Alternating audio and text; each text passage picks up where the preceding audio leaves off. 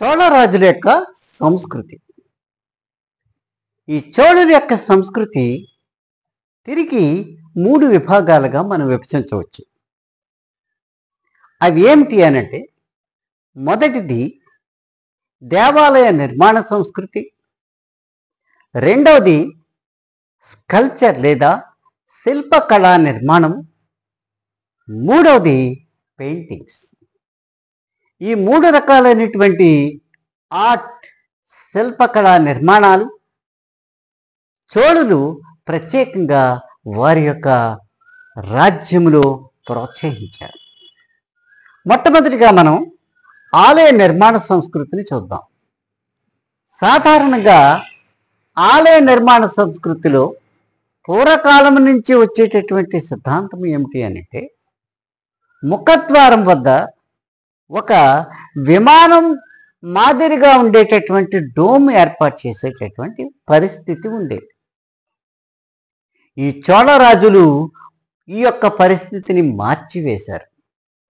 ఆ యొక్క ముఖద్వారాల వద్ద ఏమి ఏర్పాటు చేశారు అంటే, ప్రత్యేకంగా అలంకరించబడినటువంటి డోములు ఏర్పాటు చేశారు.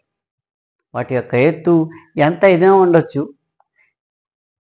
ఆ ఎత్తును బట్టి ఆ యొక్క లోనుండేటటువంటి దేవునికి ఆ యొక్క స్థానాన్ని కల్పించారు.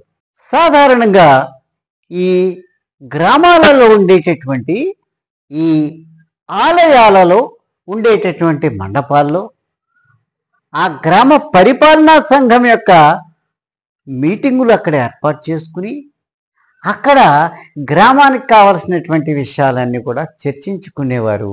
ఆ రకంగా ఈ చోళరాజులు ఏర్పాటు చేయడం జరిగింది. ఇక్కడ ఈ చోళ సంస్కృతితో నిర్మించినటువంటి దేవాలయాలన్నీ కూడా ఒక ప్రత్యేకమైనటువంటి జిల్లాలో మనకి కుప్పలు కుప్పలుగా మనకు కనిపిస్తూ ఉంటాయి.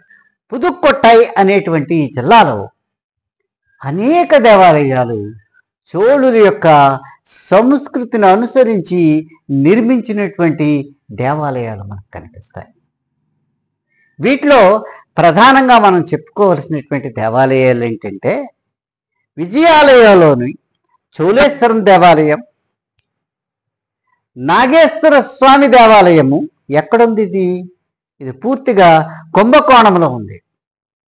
అలాగే కొరంగనాథ దేవాలయము ఇది ఎక్కడుంది అనంటే శ్రీనివాస నల్లూరు అనేటువంటి ప్రదేశంలో ఉంది. ఇవే కాకుండా 2 కలిసి ఉండేటటువంటి దేవాలయాలు ప్రత్యేకంగా ఒక ప్రదేశంలో మనకు కనిపిస్తూ ఉంటాయి. అగస్తేశ్వర దేవాలయం, ఇంకొక దేవాలయము చోళేశ్వర దేవాలయం. ఈ 2 కలిపి ఉండేటటువంటి దేవాలయాలు.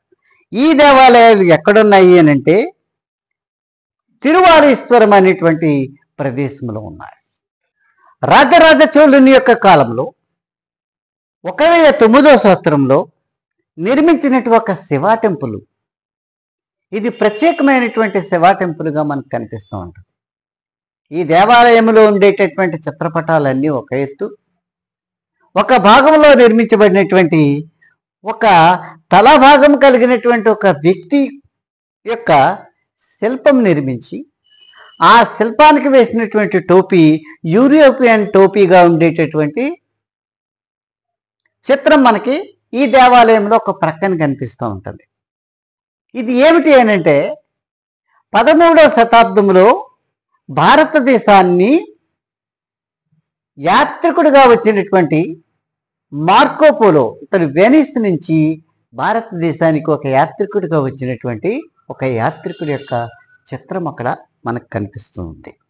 అలాగే మనం చూసినట్లయితే గంగైకొండ చోళపురం అనేటువంటి ప్రదేశంలో ఇది ప్రత్యేకంగా రాజేంద్ర చోళుడు, 1వ రాజేంద్ర చోళుడు ప్రత్యేకంగా నిర్మించినటువంటి ఒక దేవాలయం. ఇది కూడా శివ దేవాలయమే.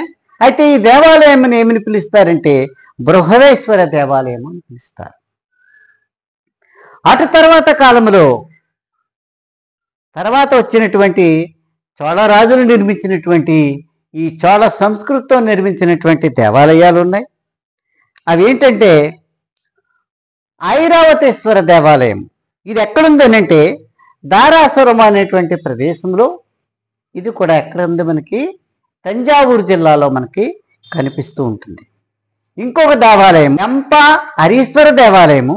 ఇది ఎక్కడుంది అంటే తిరుభువనం అనేటువంటి ప్రదేశంలో ఈ దేవాలయము చోళులు నిర్మించినటువంటి ఒక ప్రత్యేకమైనటువంటి దేవాలయం.